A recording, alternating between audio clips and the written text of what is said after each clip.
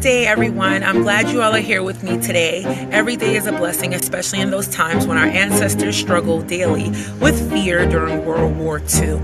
During the Second World War, Americans were asked to make sacrifices in many, many ways. Rationing was not only one of those ways, but it was a way Americans contributed to the war effort. When the United States declared war after the attack on Pearl Harbor, the United States government created a system of rationing, limiting the amount of certain goods that a person could purchase, such as supplies, such as gasoline, butter, sugar, and canned milk, were rationed because they needed to be diverted to the war effort. War also disrupted trade, limiting the availability of some goods. For example, the Japanese Imperial Army controlled the Dutch East Indies, today which is Indonesia, from March 1942 to September 1945, creating a shortage of rubber that affected American production. On August 28, 1941, President Roosevelt's Executive Order 8875 created the Office of Price Administration, OPA. The OPA's main responsibility was to place a ceiling on prices of most goods and to limit consumption by rationing.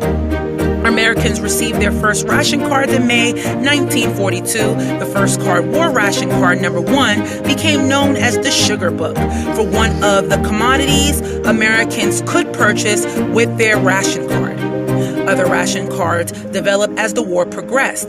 Ration cards included stamps with drawings of airplanes, guns, tanks, aircraft, ears of wheat, and fruit, which were used to purchase ration items. The OPA rationed automobiles, tires, gasoline, fuel oil, coal, firewood, nylon, silk, and shoes. Americans used their ration cards and stamps to take their meager share of household staples, including meat, dairy, coffee, dried fruits, jams, jellies, lard, shortening, and oils. Americans learned, as they did during the Great Depression, to do without. Sacrificing certain items during the war became the norm for most Americans. It was considered a common good for the war effort, and it affected every American household, just like it is now during COVID. Symbolizing sacrifice in the World War II Memorial, the World War II Memorial symbolizes sacrifice in more than one way. A wall of gold stars recognizes the American military personnel that were killed during the war. A brass relief panel has an image of men and women working on the farm, chafing weed. Now, since weed was an import product, some men who lived on farms were exempted from military service, and a few of them were drafted. Families like the one depicted in the memorial would have made a major sacrifice by losing an able-bodied farmhand, symbolized by the uniformed servicemen on and in the war.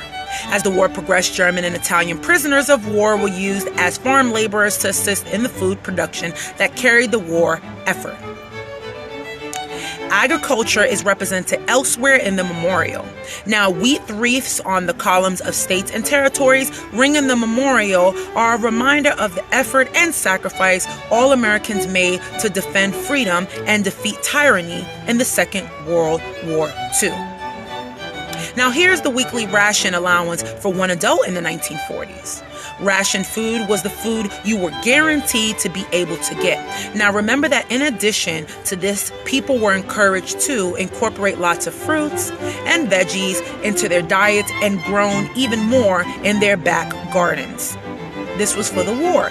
Now, weekly ration for one adult was bacon and ham, 4 ounces, meat to the value of 1 shilling and 6 pence, around a half a pound of minced beef.